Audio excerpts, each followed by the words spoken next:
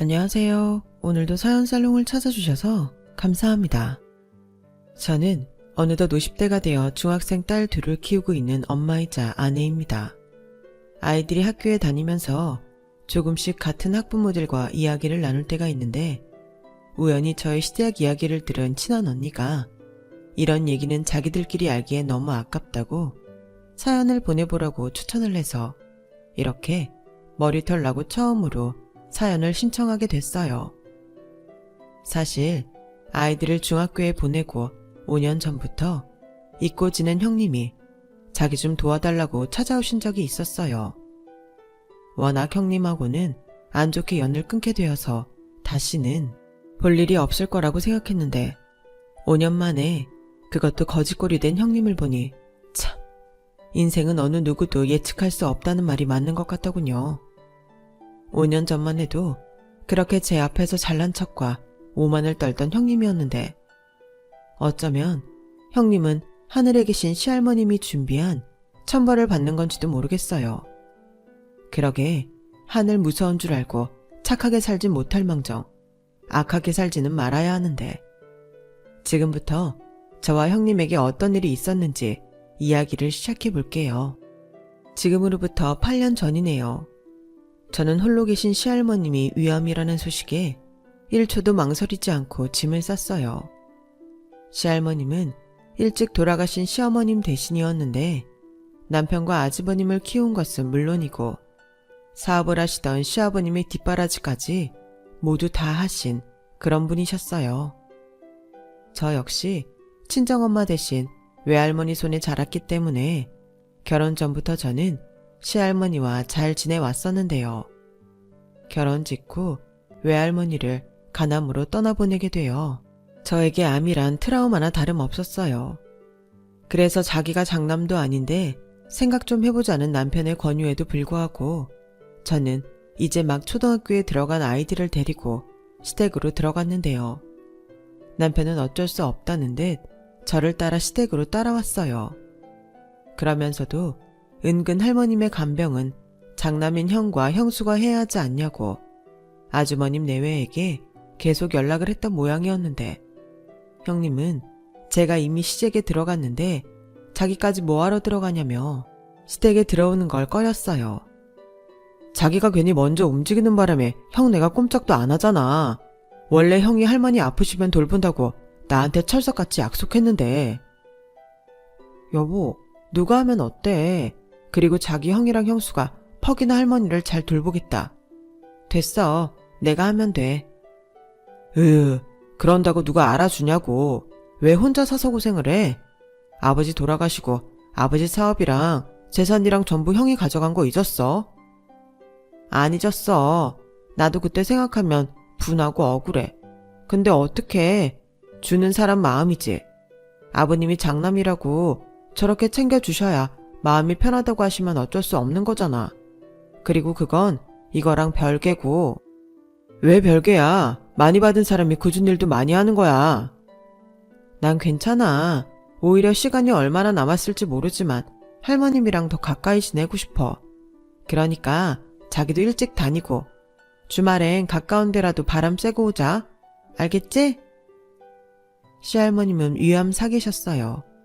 그런데 연세가 많다 보니 병원에서는 이미 전이가 시작되었기 때문에 수술도 권하지 않았고 항암도 체력이 있어야 한다며 우선은 병원에서 준 약으로 진행을 늦추자고 하셨는데요.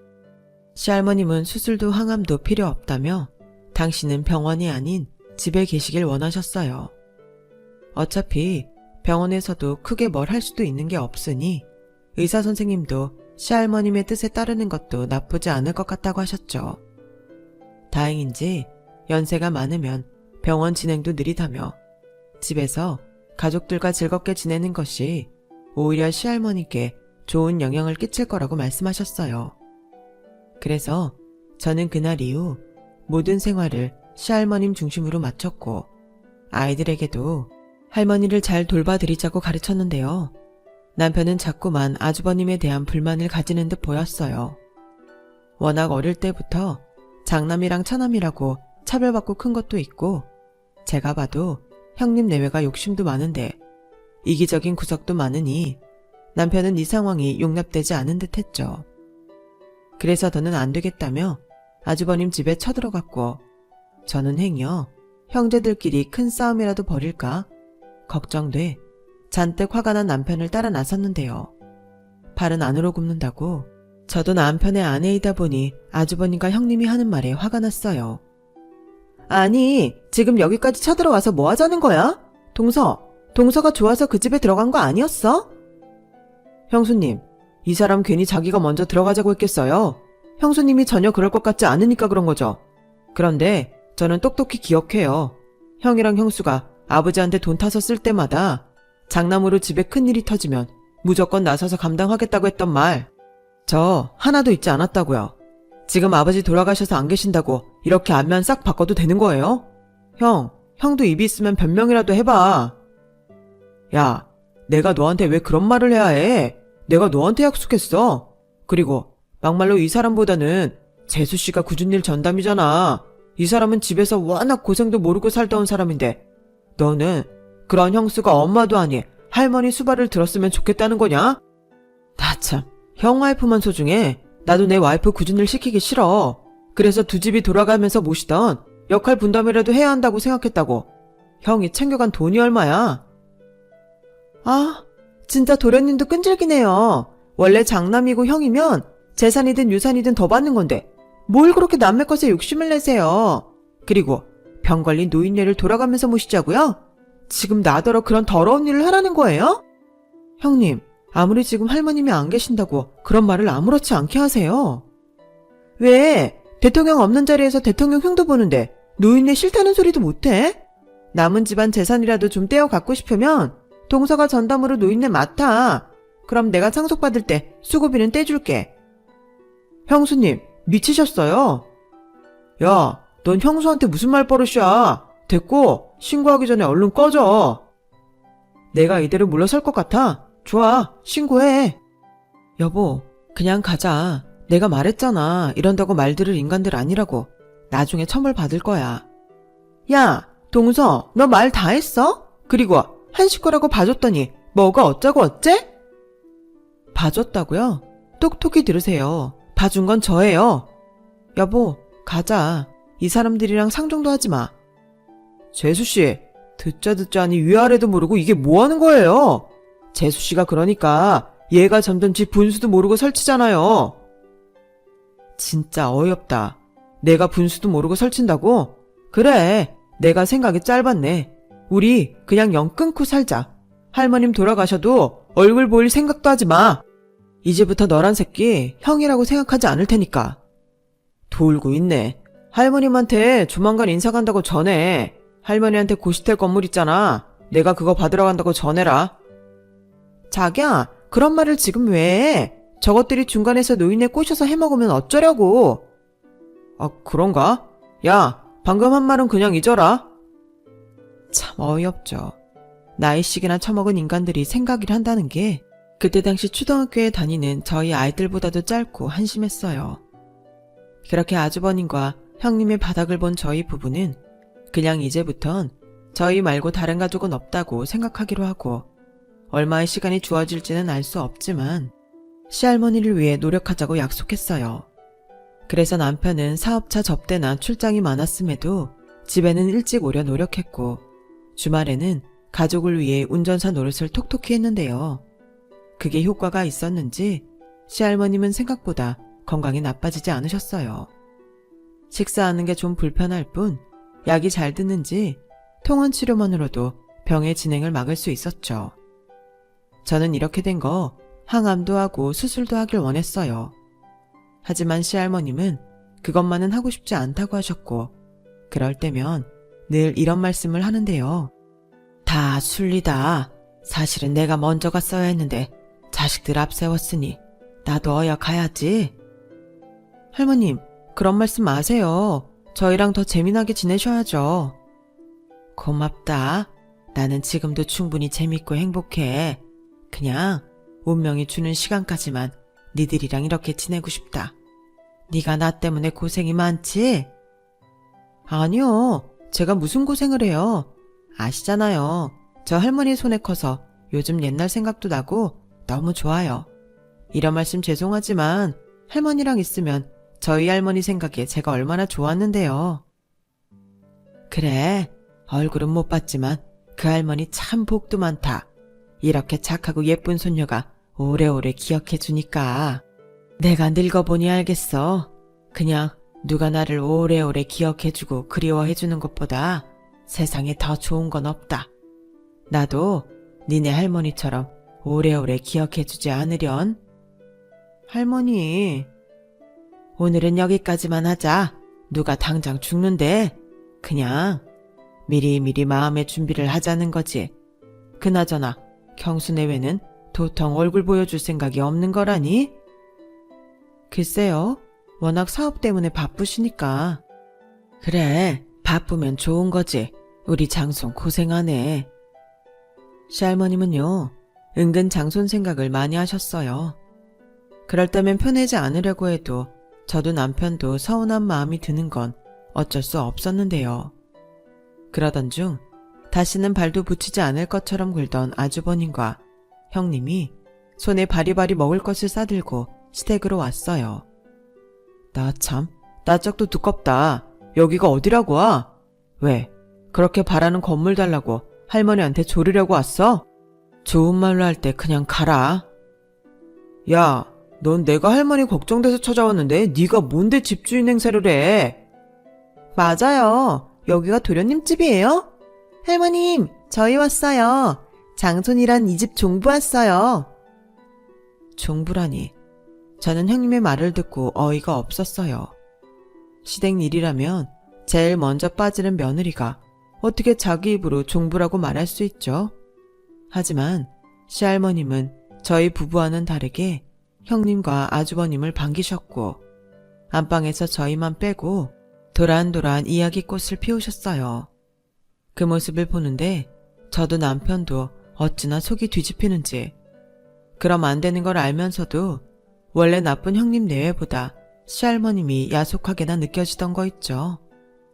그동안 성심성의껏 해드린 보람이 없달까요? 무튼 그날은 그런 서운한 마음에 사로잡혀 있었는데 시할머님이 저희 부부를 방으로 불렀어요. 그리고 우려했던 대로 시할머님은 당신의 재산 중 가장 값나가는 고시텔 건물을 시아주버님께 주신다고 약속을 하셨는데요. 형 진짜 쓰레기다. 할머니 아프신 후로 단 한 번도 돌보지 않았으면서 결국 그거 달라고 여기 온 거야? 왜? 네가 여기서 온 가족 데려다 할머니 모시면 내가 그 건물 너한테 줄 거라고 기대했냐? 아주버님, 무슨 말씀을 그렇게 하세요? 저희는 정말 순수한 마음으로 여기 있는 거예요. 오히려 저희한테 미안해 하셔야 하는 거 아닌가요? 저희 아주버님이랑 형님이 오늘 당장부터 할머니 병간호 하신다고 하면 지금 당장 나갈 수 있어요. 어머 동서 지금 뭐라고 하는 거야? 우리 그 얘기는 끝나지 않았어? 그리고 원래 장손이 그 집 대표인 거 몰라? 말은 아니라고 해도 사실은 동서도 그 건물 탐내고 있었구나? 그래서 지금 할머님 앞에서 펴내는 거야? 동서는 어떻게 어른이 어른답지 못하니? 제가요? 저는 오히려 형님이 참 얼굴이 두꺼운 것 같아요. 하기 싫은 건 내빼고. 그러면서 어쩜 욕심은 그렇게 많아요? 뭐야? 재수씨, 기분 나쁜 건 알겠는데 전에도 말했지만 제 와이프가 손윗 사람이에요. 그건 알아야죠. 어쩜 형한테 함부로 하는 경우랑 똑같을 수 있어요. 지금 보니 둘이 천생연분이네. 그때였어요. 시할머님이 소리를 빽 하고 지르셨고 이렇게 마무리 지으셨죠. 그만들 해. 니네는 받을 거 받았으니 이만 가라. 그리고 경운의 너희도 여기 있기 힘들면 이제 니들 집으로 가. 할머니, 왜 불똥이 우리한테 튀어? 우리는 진짜 순수하게 여기 있는 건데. 순수 같은 소리 하네. 자기야, 얼른 가자. 나 너무 기분 나쁘다. 형수, 지금 기분 나쁜 사람이 누군데요? 여보, 그만해. 할머님 힘들어. 그래 임마, 재수씨 말 들어. 우리 집에서 이런 일이 어디 하루 이틀 일이냐? 할머니 돌아가시면 제사 누가 지내? 장손이 내가 지내지? 아버지 사업도 내가 물려받았고 네가 아무리 설쳐도 나랑은 게임이 안 된다고. 여태 그걸 모르냐? 자기야, 됐어. 할머니, 아프시더니 너무 마르셨네요. 제가 소고기 사왔으니까 그거 구워 드세요. 그럼 중부 갑니다. 서로 명의 옮기게 준비 잘해주세요. 저는 제 앞에서 기고만장한 형님에게 아무런 대꾸도 하지 않았어요. 시할머님이 위암이시고 약 때문에 소화가 잘 안 되셔서 죽 외에는 아무것도 드시지 못하시는데 그것도 모르는 형님이 저보다 더 나은 대우를 받는 게 저도 남편만큼 서운했어요. 저희가 그렇다고 시할머니께 뭔가 바라는 것이 있어 돌봐드린 건 아니었는데 막상 형님 내외가 한 것도 없이 건물을 받아가니 저도 남편도 마음이 좋지 않았죠. 그러자 시할머님은 그런 제 기분을 눈치채셨는지 예, 아가, 내가 손톱이 길어서 좀 불편한데 네가 좀 깎아주련? 라고 저에게 말씀하셨고 왜 하필 지금 그러시는지 저는 기분이 상해 퉁명스럽게 대답했는데요. 지금이요? 제가 지금은 좀 기분이 그런데 그러지 말고 네가 좀 해다오. 네가 깎아줘야 가지런하고 예쁘잖아. 저는 제 속도 모르고 할머니 손톱이나 깎아달라고 하는 시할머니의 속을 알 수 없었어요. 그리고 시할머님 방에 들어가 손톱을 잘라드리는데 시할머님이 이렇게 말씀하셨어요. 너 나한테 많이 서운하지? 내가 괜히 큰애 편애하는 것 같아서. 솔직히 말해서 시아주버님도 형님도 너무 얌체잖아요. 아무리 장손이고 종부면 뭐해요? 자기 역할도 안 하는데. 그래놓고 뽑아갈 건 다 뽑아가잖아요. 저는 애들 아빠가 불쌍해요. 그래, 네 말이 맞다. 내 잘못이 크지. 근데 나 때는 그게 많은 줄 알았어. 그래도 네 남편의 표현은 저렇게 해도 속이 깊지? 이렇게 할미 아프다고 식구들 죄 끌고 와서 나 위해준다고 노력하고. 나도 다 안다. 그렇게 다 아시면서. 너도 그 건물 갖고 싶었냐? 그건 아니지만요. 근데 형님네가 갖는 건 더 싫어요. 죄송해요. 이게 제 진심이에요. 죄송하긴. 그래, 싫을 수 있다. 내가 대신 너한테는 갈 때 가더라도 꼭 뭐 하나는 챙겨주고 가마. 에이, 됐어요. 제가 뭐 그런 거나 바래서 그런가요? 그냥 형님이 싫어서 그래요. 너는 참 솔직해서 좋아. 사실은 나도 걔 별로다. 그래서 그냥 더 시끄럽게 굴지 말라고 줘버렸어. 그 건물 연식도 오래됐고 관리하는 것도 쉽지 않아. 그래놓고 세금은 또 얼마나 많이 나오는 줄 아니? 난 오히려 그 건물 가져간다고 해서 괜히 고맙더라. 할머님, 괜히 그러시는 거죠? 저 다 알아요. 내가 너한테 오늘 단단히 찍혔구나. 그래, 우리 손자 며느리 기분을 풀어주려면 내가 어찌해야 할까? 용돈이라도 주랴. 됐어요. 무슨 용돈을. 저 이제 마음 풀렸어요. 그러니까 신경 쓰지 마시고 오늘은 꼭 죽 한 그릇 다 비우기예요. 사실 시할머님께 그렇게 말은 했지만 제 마음은 풀리지 않았어요. 하지만 시할머님 앞에서 계속 서운한 내색을 할 수 없어 거짓말을 했는데 이상하게도 형님 내외가 다녀간 후로 시할머니의 건강은 날로 나빠지기 시작했어요. 아무리 약을 써도 상태가 나빠지시는데 어쩔 수 없이 병원에 입원할 수밖에 없었죠. 그래서 남편과 제가 교대로 시할머님 병실에서 병간호를 했고 할머님은 한 달을 넘기지 못하시고 세상을 떠나시고 마셨어요. 그렇게 할머님의 장례가 시작되었고 남편은 싫다고 연락하지 않겠다고 하는 걸 저는 그래도 시할머니 마지막 가는 길 그렇게 노래를 부르던 장손과 종부 역할을 하라고 형님에게 전화를 걸었는데요.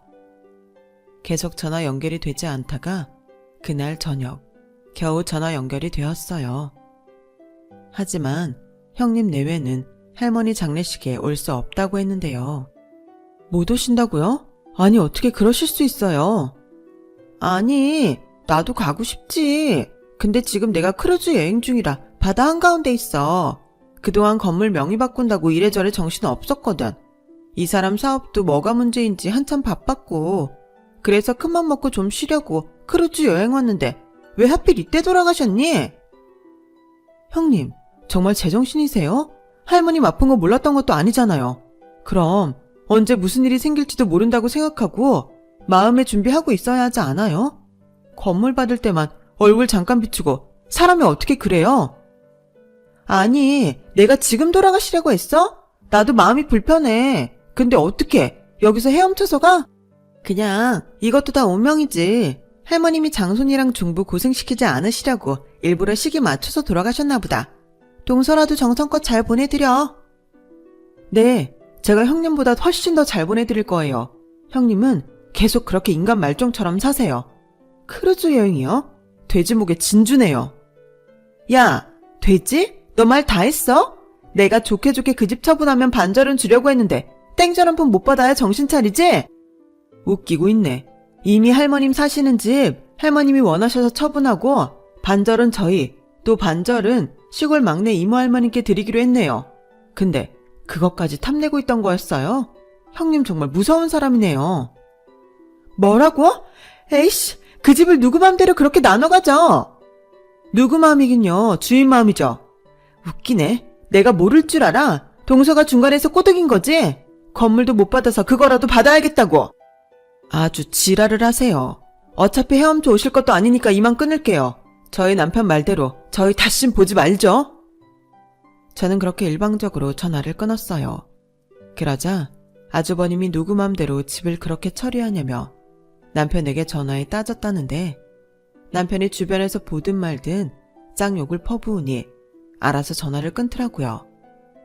그렇게 시할머님을 저희 부부 손으로 처음부터 끝까지 보내드렸어요. 한다고 했지만 시할머님의 염하는 걸 보니 왜 그리 제가 못해드린 것만 떠오르는지. 그래도 시간이 조금 더 있다고 생각했는데 그렇게 생각한 제가 너무 미웠어요.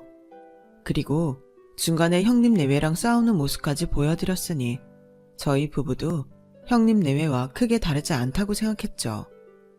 그래서 시할머님 집을 처분하고 받게 된 돈을 쓸 수 없었어요. 그래서 그냥 통장에 고이 넣어만 두고 있었는데 시할머님의 짐을 정리하는 중 저에게 남기신 편지 한 통을 내내 보지 못하다 조금 안정이 되어 식구들이 모두 잠들어 있었을 때 조용히 꺼내서 읽었어요. 그리고 시할머님이 저에게 얼마나 고맙고 미안해했는지 한 글자 한 글자 정성스럽게 편지에 남겨주시는데 눈물이 났어요. 이제 더는 시할머님을 볼 수 없다고 생각하니 눈물이 그치지 않더군요. 누군가는 친할머니도 아닌 시할머님을 왜 맏며느리도 아니면서 모시냐고 저에게 이상하다고 했는데 시할머님은 말이 시할머님이지 저에겐 친할머니나 다름이 없었어요. 그렇게 편지지 한 장을 꽉꽉 채운 소중한 할머님의 마음을 읽어내리는데 마지막 구절엔 이런 내용이 있었어요. 내가 언제 떠날지 알 수 없다만 내가 세상을 떠나면 시골에 있는 막내에게 찾아가 봐라. 내가 너한테는 꼭 하나 주고 간다고 했지? 그걸 내 동생이 대신 갖고 있을 게다. 아마 내 장례가 치러지면 내 동생이 준비하고 있을 거야. 아가, 나는 네가 참 좋았다. 우리 막둥이 경호한테도 할미가 많이 고맙고 미안했다고 전해주면 좋겠다. 사랑한다. 복 많이 받고 잘 살아. 할미가. 일전에 제가 형님이 고시텔 건물을 가져간다고 한 날 서운해하는 저에게 당신 떠나실 때 뭐라도 하나 주시겠다고 하시더니 그걸 기어코 준비해 놓으신 것 같았죠. 저는 다음날 아침 남편에게 그 편지를 보여줬어요. 그러자 남편은 눈물 콧물 범벅이 되었고 뭘 남겨주셨는지 알 수는 없지만 그게 뭐든 감사한 마음으로 받자고 했는데요. 저희가 그 주 주말에 이모 할머님을 찾아가니 이모 할머님은 저희가 올 줄 알았다는 듯 저희 부부를 따뜻하게 맞이해 주셨어요. 시골에 사는 막내 이모 할머님은 시할머님의 가장 맏내 동생이었는데 자매 중 가장 마음씨가 착하지만 그래서인지 가장 가난해 어려운 생활을 하셨어요. 그래서 큰언니인 시할머님이 그런 막내 동생을 참 많이 챙기려 하셨는데 그래서인지 집을 처분하면 꼭 반절은 그 동생에게 주고 싶다고 말씀하셨죠. 그런 이모 할머님이 저희에게 과연 무얼 주실까? 저와 남편은 머릿속이 온통 물음표였어요. 그러면서도 사실은 그게 돈이 되는 재산은 아닐 거라고 생각했는데요. 이미 상속 절차도 끝났고 시할머님의 재산은 요란한 형님 내외 덕에 저희 부부도 모두 알고 있었거든요. 그래서 사실 더 궁금했고 기대가 됐는데 편지만큼이나 시할머님의 마음을 느낄 수 있는 그런 걸 거라고 짐작만 했었죠. 그런데 언니가 암에 걸렸다고 했을 때 가장 먼저 갖고 있던 현금 자산으로 이걸 샀다고 했어. 그리고 당장은 자기 명의로 있으면 안 된다고 내 명의로 해달라고 했는데 자, 이거 받아. 이거 할머니가 가장 아끼는 손자한테 주는 거야. 이모 할머니, 이게 뭔데요? 명의라뇨? 뭘 사셨는데요?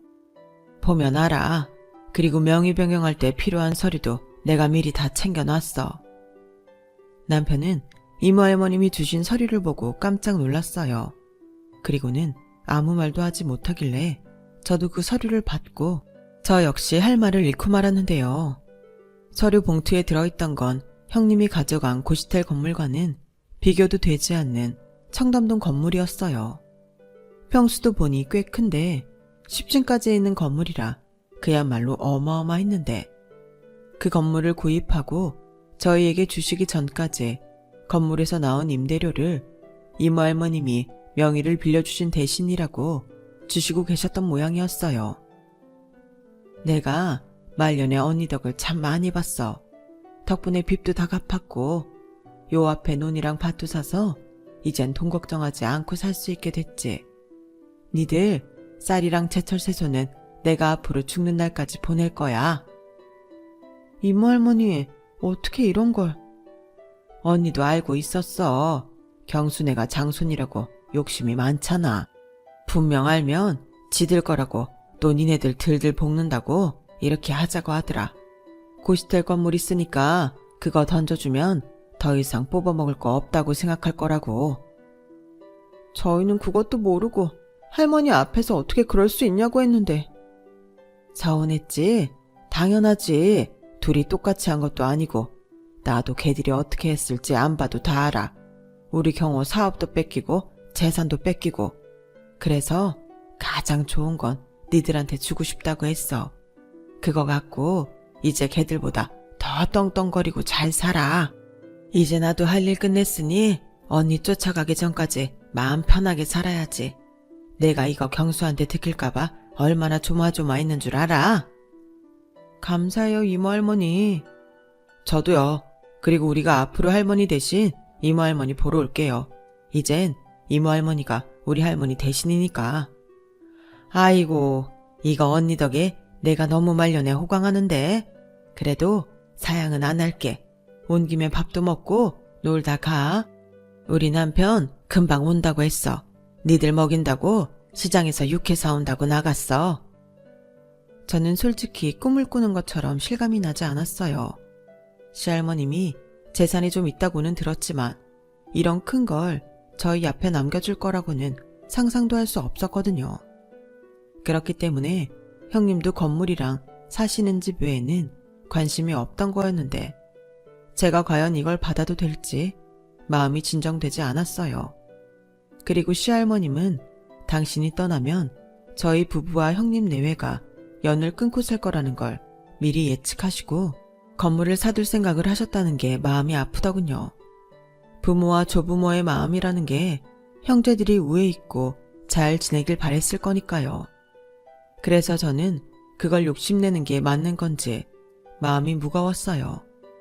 하지만 남편은 할머님의 뜻에 따르고 싶다고 했고 형이 꼭 자기를 보고 땅을 치고 후회하는 모습을 보고 싶다고 했는데요. 저는 시할머님이 남편의 할머니이신 만큼 남편이 원하는 대로 따르기로 했죠. 그렇게 남편은 청담동의 건물 주인이 되었어요. 그리고 사는 집도 조금 넓혀서 아이들이 학교와 학원 다니기 좋은 위치로 대출 없이 이사를 했고 그 뒤부터 남편의 사업도 잘 되기 시작했는데 그야말로 자고 일어나면 부자가 되는 그런 날의 연속이었네요. 생활은 완전히 바뀌었고 저는 시할머님에게 받은 유산을 허투루 쓰게 될까 재산 관리에 온 신경을 쏟았는데 그렇게 달라진 환경에 조금씩 적응하며 살다 보니 아이들도 중학생이 되었고 시간은 5년이 훌쩍 넘었어요. 그리고 제 기억 속에 형님이란 인간은 점점 희미해져 갔는데 어디서 무슨 소문을 들었는지 어느 날 아침부터 반갑지 않은 초인종이 울렸어요. 저는 그게 형님일 거라는 생각은 당연히 하지 못했기에 누구냐며 친절하게 인터폰을 받았고 순간 온몸이 얼어붙는 것 같더군요. 동서, 나야. 여긴 어떻게 오셨어요? 설마 제가 문 열어드릴 거라고 생각하시는 건 아니죠? 동서, 그러지 말고 문 좀 열어줘. 나도 할 말이 많아. 됐어요. 저는 들을 말도 없고 형님 얼굴 마주하고 싶지도 않아요. 이만 가세요. 저는 문을 열어주지 않았어요. 그러자 형님은 작정이나 한 듯 아이들이 학원 수업을 마치고 돌아올 때까지 저희 집 앞에 죽을 치고 있었고 하원 후 집에 돌아가려던 저희 딸들이 난감해서 저에게 전화를 걸었는데 아침부터 오밤중까지 집 앞에 있었다는 형님의 말에 어쩔 수 없이 문을 열어주고 말았어요. 그리고 5년 전과 너무 달리 거지꼴이 된 형님을 보고 사실은 조금 놀라 제가 먼저 입을 열었는데요. 형님, 거기서 지금까지 계셨던 거예요?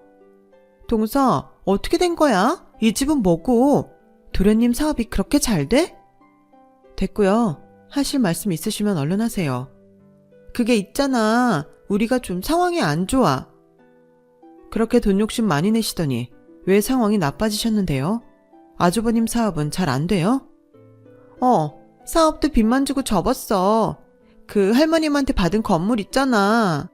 그게 진짜 사람 뒤통수를 쳤다니까? 뒤통수라뇨? 그 고시텔이 사실은 어려운 사람들 자립할 때까지 지원해주는 무상임대 계약인 거 있지? 내가 주인 바뀌었다고 이제 그런 거 없다고 했는데 할머님이 친절하게 주인이 바뀌어도 계약은 똑같다며 무려 20년 계약을 해놓은 거 있지. 그러니까 그 똥 같은 건물이 20년간 수입이 없는 거야. 근데 하자는 얼마나 많은 줄 알아? 뻑하면 물세지, 뻑하면 고장이지. 거기에 세금은 또 얼마나 나오는데. 우리 돈을 그 건물이 다 까먹었다니까? 자금이 없으니 그이 사업도 안 되고 결국 수입도 없는 건물만 남고 우리 빚만 잔뜩 졌다니까. 건물 내놨는데 그 망할 무상임대 때문에 헐값에 내놔도 나갈 생각을 안 해. 그이는 맨날 돈 없다고 술만 먹고 내가 아주 힘들어 죽겠어. 근데 동생은 갑자기 돈벼락이라도 맞은 거야? 그래도 가족 중에 잘된 사람이 있어서 정말 다행이다. 가족이요? 누가 누구랑 가족인데요? 동서, 그러지 말고 과거의 일은 있고 우리 좀 도와줘. 가족이라는 게 뭐야? 아무리 우리가 영 끊고 살아도 가족은 가족이지. 내가 그땐 정말 잘못했어. 이번 한 번만 도와주면 내가 평생 동서랑 도련님 우리 은인이라고 여길게. 은인이요? 모르셨나 본데 형님이랑 아주버님은 저희 부부에겐 원수예요. 원수를 돕다니 우리가 아무리 돈이 많아도 그럴 순 없네요. 동서, 제발 부탁이야. 달라는 거 아니고 우리 다시 일어날 수 있을 정도만 빌려줘. 이렇게 잘 사는데 그 정도 돈은 우습잖아. 아니요. 저는 10원 한 장도 소중하고 귀해요. 그러니 형님 같은 원수 도와줄 돈은 없으니까 이만 나가세요. 조금 있으면 애들 아빠 올 텐데 괜히 험한 꼴 보지 마시고요. 동서, 제발. 내가 이렇게 무릎 꿇고 빌게. 응? 제발. 형님은 그렇게 바닥을 기며 저의 두 발을 잡고 애원했어요. 그리고 우려했던 대로 퇴근한 남편이 이 모습을 보게 되었고 상황 설명도 하지 않았지만 이미 지난 일로 감정이 나쁜 남편은 형님에게 이게 무슨 짓이냐며 난리를 쳤네요. 제가 그럴까봐 형님을 서둘러 내보내려 했던 건데 형님은 지푸라기라도 잡고 싶었는지 그런 수모를 참아내며 어떡하든 저희에게 돈을 빌려가려고 하셨어요. 당연히 저희 부부는 한 푼도 도와주지 않았고 그러자 너무하다며 고래고래 소리를 지르며 저희 집 살림을 부수기 시작하는데 남편이 그 모습에 이성을 잃어 형님을 밖으로 밀쳐서 내쫓아버렸네요. 저는 서둘러 경찰에 신고를 했어요. 아무래도 형님이 돌아가지 않을 것 같았거든요. 그러자 내쫓긴 채로 형님은 밖에서 고래고래 소리치며 저희를 돈에 미쳐 가족도 나몰라라 한다며 동네방네 떠들었고 결국 출동한 경찰들 손에 잡혀 그 자리를 떠나고 말았어요. 그날 이후 형님은 물론이고 돈 냄새를 맡은 아주버님까지 남편에게 전화를 하고 또 찾아오며 몇 번이고 저희에게 돈 달라며 횡포를 부렸지만 저희는 아랑곳하지 않고 그때마다 경찰에 신고해 그들을 쫓아내버렸어요. 그렇게 지내길 3달 넘도록 같은 짓을 반복했어요. 하지만 애가 타는 건 저희가 아닌 형님과 아주버님이셨죠. 결국 두 사람은 저희 집 앞에서 보란듯이 죽겠다며 들어 누웠어요. 누가 그걸 보고 신고에 잡혀가는 일이 벌어졌는데 정말 포기도 모르는 사람들이었죠. 저희는 어쩔 수 없이 이사를 가기로 결정했어요. 저희는 괜찮은데 아이들이 걱정이었거든요. 그래서 형님 내외 몰래 조용히 움직였고 저희는 무슨 첩보 영화도 아닌데 비밀리에 이사를 3번에 걸쳐서 무사히 할 수 있었어요. 아이들 학교 문제로 멀리는 가지 않았지만 형님 내외는 저희가 학을 떼고 멀리 간 줄 알고 그 뒤로는 다시 나타나지 않더군요. 이제 이사를 한 지 2달이 조금 지나지 않았는데 앞으로 평생 그 두 사람의 얼굴은 보지 않았으면 좋겠습니다. 그렇게 바라던 고시텔 건물과 함께 지난날 당신들이 저지른 욕심에 대한 천벌을 제대로 받았으면 해요. 이런 제 마음도 그리 선하지 않다는 건 알지만 그래도 나쁜 사람이 제대로 벌을 받는 세상이면 좋겠어요. 그래야 남에게 피해 주지 말고 살아야 한다고 아이들에게 가르친 제가 할 말이 있을 것 같거든요. 여러분들도 혹 제가 너무한다고 생각하시나요? 그런데 저는 그렇게라도 그 사람들이 제대로 벌받고 자기 힘으로 일어나야 한다고 생각해요. 뭐 끝까지 구제불능이라면 저도 어쩔 수 없고요. 부디 저희 딸들은 그런 자매가 되지 않길 바라며 저도 남편도 현명한 부모가 되도록 노력하며 살아야 할 것 같아요. 그리고 끝으로 하늘에 계신 시부모님과 시할머니께 자식된 도리를 끝까지 하며 살겠다고 약속드리고 싶어요. 죽는 날까지 그 약속을 잘 지키는 며느리이자 손주 며느리가 될 테니 하늘에서는 부디 아프지 마시고 건강하고 행복하시길 진심으로 바랄 뿐입니다. 저의 사연은 여기까지예요. 지금까지 저의 이야기 들어주셔서 대단히 고맙습니다. 세상엔 돈보다 중요한 것이 많다고 생각해요. 그래서 저는 돈이 별로 없던 그때도 돈이 꽤 많은 지금도 똑같이 삶이 소중하고 행복합니다. 여러분들도 돈을 떠나 따뜻하고 행복한 그런 삶을 사셨으면 좋겠어요. 언제나 건강하시고 오늘 하루도 좋은 일 가득하길 제 마음 담아 소원하겠습니다. 여러분, 사연 댓글에 응원과 현명한 조언 부탁드려요. 좋아요와 구독은 저에게 큰 힘이 됩니다. 오늘도 좋은 일 가득하세요.